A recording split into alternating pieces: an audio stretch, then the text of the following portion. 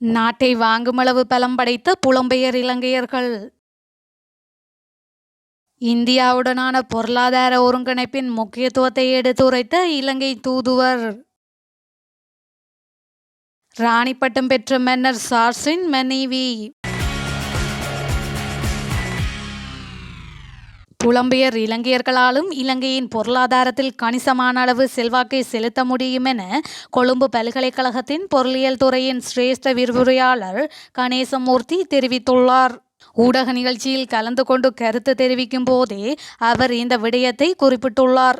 மேலும் தெரிவிக்கையில், இலங்கையின் மொத்த தேசிய உற்பத்தி அல்லது இலங்கையின் பெறுமதி என்று பார்ப்போமாக இருந்தால் இப்போது 70 பில்லியன் அமெரிக்க டாலர்கள் கொண்டதான ஒரு பொருளாதாரமாக இருப்பதாக இருக்கின்றது.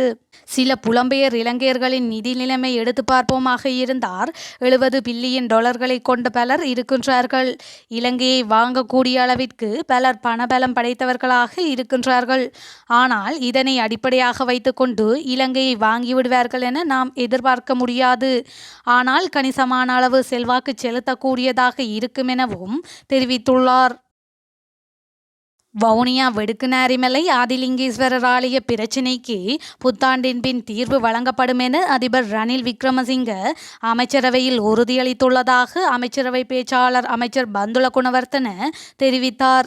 வவுனியாவில் உள்ள வெடுக்குநாரி ஆலயத்தில் பிரதிஷ்டை செய்யப்பட்டிருந்த ஆதிசிவன் விக்கிரகம் இனந்தெரியாத நபர்களால் கடந்த மாதம் தகர்த்தெறியப்பட்டது. இது தொடர்பில் பல்வேறு தரப்பினராலும் பல கருத்துக்கள் முன்வைக்கப்பட்டு வருகின்றன. இதையடுத்து நாடாளுமன்றத்திலும் இது பேசு பொருளாகியுள்ளது. இந்நிலையில் அமைச்சர்களான ஜீவன் தொண்டமான் மற்றும் டக்ளஸ் தேவானந்தா ஆகியோர் கடந்த ஞாயிற்றுக்கிழமை இப்பகுதிக்கு நேரடியாக சென்று அது தொடர்பில் கவனம் செலுத்தியிருந்தனர். அத்தோடு இவ்விடயம் தொடர்பில் இவ்வாரம் இடம்பெற்ற அமைச்சரவை கூட்டத்திலும் அதிபர், பிரதமர் மற்றும் ஏனைய அமைச்சரிடம் தெளிவுபடுத்தியுள்ளனர். இந்நிலையிலேயே கடந்த செவ்வாய்க்கிழமை நடைபெற்ற அமைச்சரவை தீர்மானங்களை அறிவிக்கும் ஊடகவியலாளர் மாநாட்டில் அமைச்சர் பந்துல குணவர்த்தன மேற்கண்டவாறு தெரிவித்தார். அவர் மேலும் குறிப்பிடுகையில், வவுனியா வெடுக்குநாரி ஆதிலிங்கேஸ்வரர் ஆலய பிரச்சினை தொடர்பில் அமைச்சர்களான ஜீவன் தொண்டமான் மற்றும் டக்ளஸ் தேவானந்தா ஆகியோர் இவ்வாரம் நடைபெற்ற அமைச்சரவை கூட்டத்தில் தெளிவுபடுத்தினர். இப்பிரச்சினைக்கு புத்தாண்டின் பின் தீர்வை வழங்க நடவடிக்கை எடுக்கப்படும் என அதிபர் இதன்போது தெரிவித்தார். அத்தோடு இவ்விவகாரம் நீதிமன்ற நடவடிக்கைகளுக்கு உட்படுத்தப்பட்டுள்ளதாகவும் அதிபர் சுட்டிக்காட்டினார் என்றார்.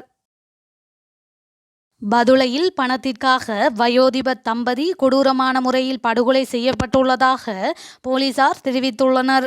தெமோதர பல்கெடுவ மாவெலகம பிரதேசத்தில் பணத்தகராறு காரணமாக வயோதிப கணவன் மனைவி கூறிய ஆயுதத்தால் தாக்கப்பட்டு கொலை செய்யப்பட்டுள்ளதாக பலகெடுவ போலீசார் தெரிவித்தனர்.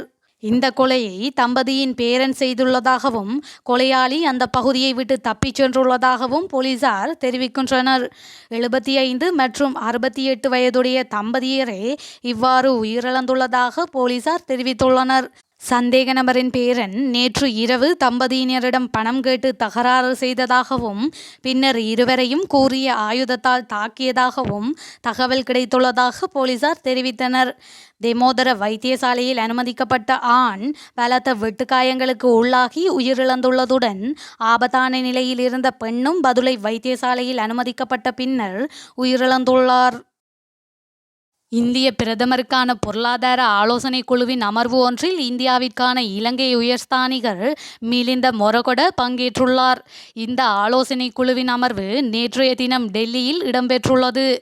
NIDI என்ற இந்திய பிரதமருக்கான பொருளாதார ஆலோசனை குழு என்பது இந்திய அரசாங்கத்திற்கு, குறிப்பாக பிரதமருக்கு பொருளாதார மற்றும் தொடர்புடைய பிரச்சினைகள் குறித்து ஆலோசனை வழங்குவதற்காக ஒரு சுயாதீன அமைப்பாகும். குறித்த நிகழ்வில் பங்கேற்ற மிலிந்த மொரகுட இந்திய இலங்கை உறவுகள், குறிப்பாக இருதரப்பு பொருளாதார ஒருங்கிணைப்பு மற்றும் ஒத்துழைப்பு தொடர்பான முக்கியத்துவத்தை எடுத்து காட்டியுள்ளார். மேலும் பொருளாதார கொள்கை வழிகாட்டுதலின் மூலம் இலங்கைக்கு உதவுமாறும் அவர் கோரிக்கை விடுத்துள்ளார். பிரேசில், ரஷ்யா, இந்தியா, சீனா மற்றும் தென்னாப்பிரிக்கா ஆகிய நாடுகளை உள்ளடக்கிய பிரிக்ஸ் அமைப்பின் நாடுகள் வர்த்தகத்தை எளிதாக்கும் வகையில் புதிய நாணயத்தை அறிமுகப்படுத்த தயாராகி வருவதாக தெரிவிக்கப்படுகின்றது. எதிர்வரும் ஆகஸ்ட் மாதம் தென்னாப்பிரிக்காவில் நடைபெறும் தமது வருடாந்த மாநாட்டில் புதிய நிதி உடன்படிக்கை தொடர்பில் கலந்துரையாடப்பட உள்ளது. ரஷ்ய உக்ரைன் யுத்தம் காரணமாக ரஷ்யா மீது மேற்கத்திய நாடுகள் விதித்துள்ள பொருளாதார தடைகளினால் பொருளாதார நெருக்கடியை எதிர்நோக்கும் ரஷ்யா இந்த புதிய நிதி பிரிவை உருவாக்கியதன் பின்னணியில் இருப்பதாக வெளிநாட்டு தகவல்கள் தெரிவிக்கின்றன.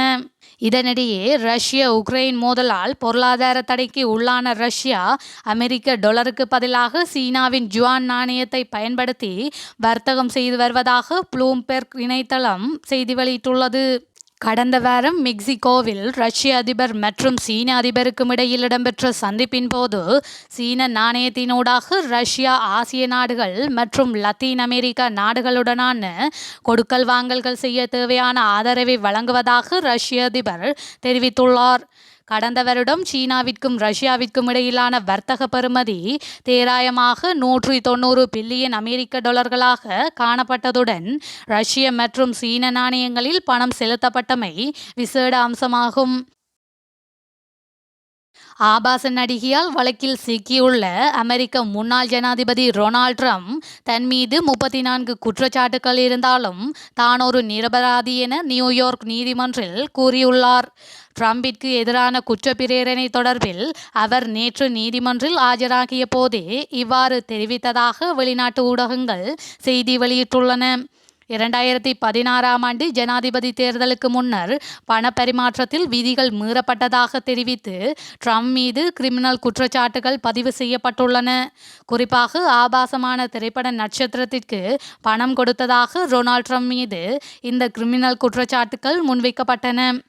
இந்நிலையில் 76 வயதான ட்ரம்ப் கிரிமினல் வழக்கை எதிர்கொள்ளும் முதல் அமெரிக்க முன்னாள் ஜனாதிபதியாக கருதப்படுகின்றார். மேலும் ட்ரம்ப் மீதான இந்த வழக்கு அடுத்த ஆண்டு ஜனவரியில் மீண்டும் விசாரணைக்கு வரவுள்ளமை குறிப்பிடத்தக்கது. பிரித்தானிய மன்னரின் மே 6 முடிசூட்டு விழாவிற்கான அழைப்பிதழ்களில் பக்கிங்ஹாம் அரண்மனை தலைப்பை பயன்படுத்தி மன்னன் 3ஆம் சார்லஸின் மனைவி முதன்முறையாக ராணி கமிலா என அதிகாரப்பூர்வமாக அறிவிக்கப்பட்டுள்ளது. மன்னர் டயானாவை 1981இல் திருமணம் செய்வதற்கு நீண்ட காலத்திற்கு முன்பே சார்லஸ் மற்றும் கமிலா சந்தித்தனர். அவர்களது உறவு கொந்தளிப்பான திருமணம் முழுவதும் தொடர்ந்தது. இது டயானாவின் பல ரசிகர்களிடையே கமிலாவை அவமதிக்கும் பொருளாக ஆக்கியது. இளவரசியின் திருமணம் முறிந்ததால் அவரை சுற்றி திரண்டனர்.